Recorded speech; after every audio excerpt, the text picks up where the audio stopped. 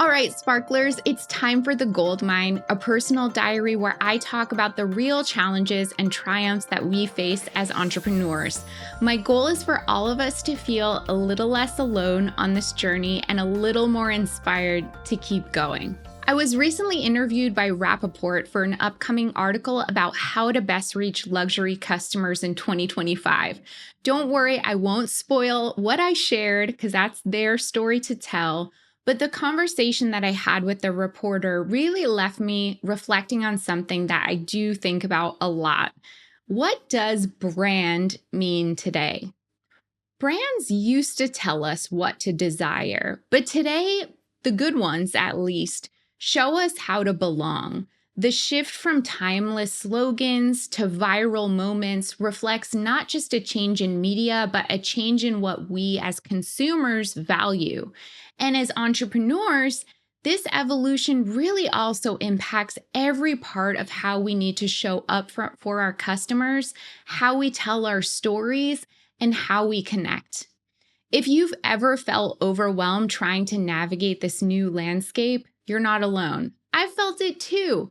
Branding is not as simple as it used to be. And while that can feel like a challenge, it also, if you're a positive thinker with a growth mindset, opens up an incredible opportunity to build something truly meaningful. So let me start with an example. Have you ever heard the slogan, "A diamond is forever"? Of course you have.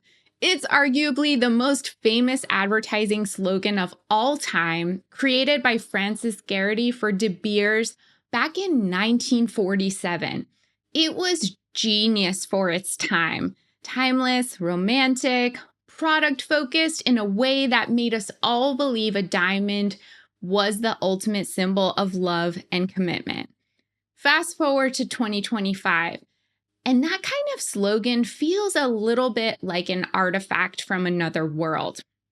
Back then, brands really dictated what we desired. Consumers had less choice in the marketplace. They had fewer options. And a brand could say, "Here, choose this. It's the best thing."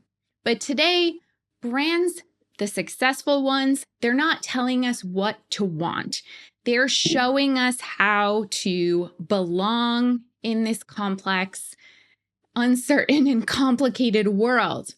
Think about it. Millennials and Gen Z, they are not influenced by print ads or radio jingles the way that consumers were back in the 1940s and 50s when "A Diamond is Forever" came on the scene. We're scrolling Instagram, watching TikTok, binging YouTube, listening to podcasts. We're consuming content in split-second bursts, and it's all about who's wearing what, who's sharing what, and how does this all fit into the story that we're telling about ourselves.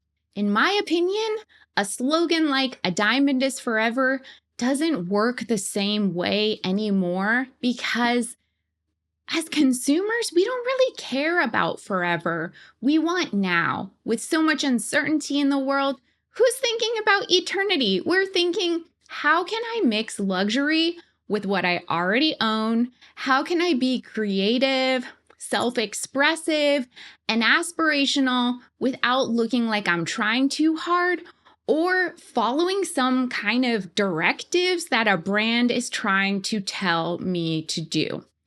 Here's a great example. Kendrick Lamar at the Super Bowl halftime show. All eyes were on him, and what was he wearing? Celine Flair jeans, Nike sneakers, a t-shirt, and a track jacket. Celine is a luxury brand founded in 1945, around the same time as the De Beers slogan. Did you know it was originally founded as a children's shoe shop? Well, as you can imagine, it's gone through countless evolutions. It was purchased by LVMH, has been headed by numerous creative directors, and yet here it is in 2025, worn by one of the most creative and culturally relevant artists of our time. So what makes Celine still feel cool? It's not just the product, it's the people wearing it and the settings in which the products are being worn. Kendrick Lamar is bringing his own energy, self-expression, creativity, and style to those jeans. Jeans, a thing we can buy pretty much anywhere. He doesn't take himself too seriously, wearing luxury. And that in turn makes the brand feel accessible and fresh, even though most people can't afford a pair of Celine jeans. It does make us feel something, whether we acknowledge it or not. And it certainly does feel aspirational, even if Kendrick is making it feel effortless. And that's kind of the secret, isn't it? A brand becomes relevant when it makes people feel something. It's not about the perfect slogan or even the perfect product. It's about the story we're telling together as creators and consumers. All right, but I'll get real with you. Obviously, knowing this doesn't make it easy. Otherwise, every brand would have figured it out. As entrepreneurs, we feel the constant pressure to stand out, to stay relevant, and to create something that resonates. We don't have the budget, at least a lot of us don't, of De Beers or Celine. We're not backed by LVMH. We're not dressing Kendrick Lamar. Most days, we're just trying to figure out what to post on Instagram. I struggle with this myself, wondering if my brand, Joy Joya, is good enough, wondering if I'm keeping up, wondering if I'm even headed in the right direction, if I'm being consistent enough, if I'm telling the right story. But what I have learned is that it's okay in the process not to have it all figured out. When Celine started in the 1940s, they were a children's shoe shop. Clearly, they did not figure out the 2025 strategy at that point. Branding is messy. It's trial and error. It's posting something that flops and then posting something else that unexpectedly blows up. But it's ultimately about learning to listen to your customers and trusting your gut when something also doesn't feel authentic, or you're just doing it because you think you should be doing it. And then every once in a while, you do hit gold.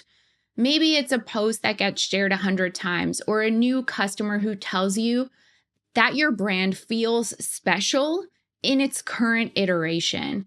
Maybe it's realizing you don't have to chase trends. You just have to show up consistently.